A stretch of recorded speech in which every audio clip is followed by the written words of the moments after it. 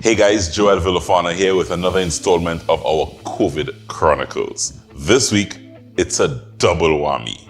Meet Chad and Martin. I'm Martin James, also known as the Trini Bar Chef. Primarily a mixologist, but for the last 2 years, I've been a beverage service consultant, assisting training staff, sometimes motivational speaker, that sort of stuff.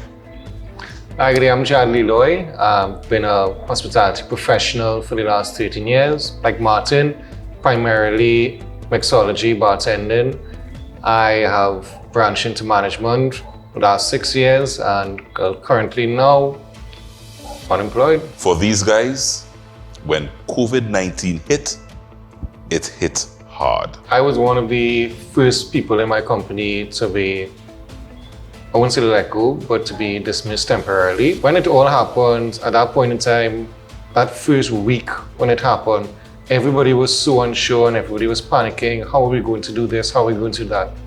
I was based primarily as a restaurant manager, having to deal with staff with children and staff who have a lot of financial responsibilities to deal with as well. Everybody was panicking, and even myself trying to figure out what's going to happen these next couple of weeks. What's going to happen with our jobs? What's going to happen to the restaurants?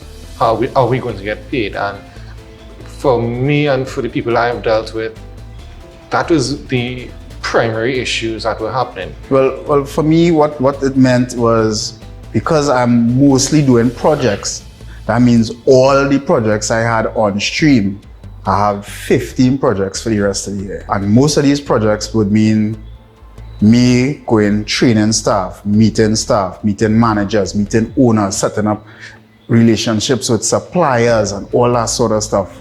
All those plans. Whew. And then the reality began to sink in. They began to think, what next? What do they do? I analyzed the situation for what it is. I was like, I believe probably for the next 6 months to a year and change, we will be still suffering the effects of COVID. Basically, all the people who had spending power, they don't have the spending power again. Or whatever the monies they had to spend it just to survive for this period of time. Professionals like myself, service professionals in any of the industries who are at the top of their field, your position just became redundant because you're not needed. You don't have people who have the money to pay for this salaries are a little bit high. Yeah, you know, as compared to some of the regular bartenders and so forth. You know. Personally, I hate being stuck at home. 13 years in this industry, I've spent more time in my house in 3 months than I've spent in the last 13 years. Right. Tell me this thing.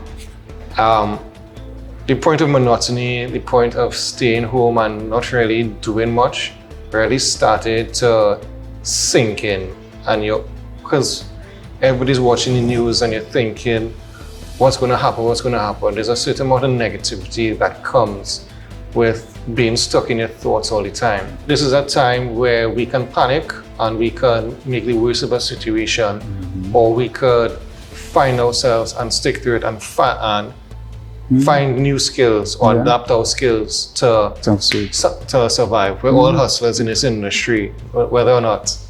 We know how to survive when we need to survive. We have those kind of instincts, most of us in this industry, that we need to find a way to overcome the negativity that was going on and the kind of psyche that people were projecting from all over. So for me, honestly, it was just trying to find a matter of finding new outputs and finding new ways of coping that weren't negative. The coping was the biggest thing. I think for most of the people, especially people like myself and Chad and even anybody else who had moved up into supervisory or management or even consultant, just knowing that your next dollar, there's no sure next dollar again, that was a big scare.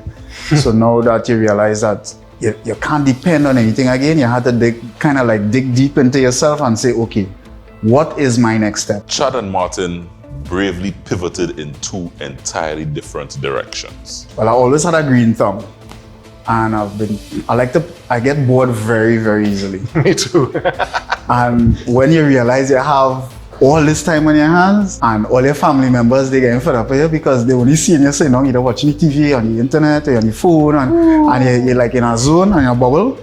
You gotta find something to do. So I went out, I was experimenting with hydroponics for like about 2 years now. I started researching it because now I have real time on my hands. And lo and behold, every day for this thing in hot sun, blazing sun, I outside there back, tweaking this thing, twiddling this thing. And by the time I was finished, after about 3-4 weeks, I came up with a new design for hydroponics. So I modified or added or merged 2 types of hydroponics. So now I have a... That's what I was telling you about. 13 years straight, I have had 4 vacations. 2 of those weren't even proper vacations because I was in work all the time. My vacation is my day off. Even still. I do miss it still. I mean, I really do. But I think for me, more than anything else, I needed a break from working for other people. So like now, I do small catering lunches 4 days out of the week. I don't set up big numbers. Right. At max, it's usually on a Saturday for doing soups and whatever, 32 to 35. Typically, pile off at 25. Just for people in and around the areas in offices. Right. And I mean, it's something I enjoy doing. I always love cooking, and 13 years in industry, climbing with chefs, cooks, bartenders, learning from everybody. And us as mixologists, we can't mix drinks without knowing food either. True. And it's just something that comes natural as well. As experienced professionals in the food and beverage industry, Chad and Martin had some advice for their fellow colleagues. Nothing is certain anymore. So you have to go to work with that knowledge. And in knowing that, I guess you're supposed to, go to work with a much more purposeful attitude. Because, some of us, we go to work and be a little laissez-faire, and, it's the Trini mentality. But now you can't afford to have that Trini mentality. Literally, you can't afford it. No. Because there are so many people on the breadline now. If you don't step up and do what you have to do, trust me, somebody will take your place. That's one. Don't rule yourself out that this is all you know, this is all that you can do. You have to be adaptable, you have to be willing to learn as well.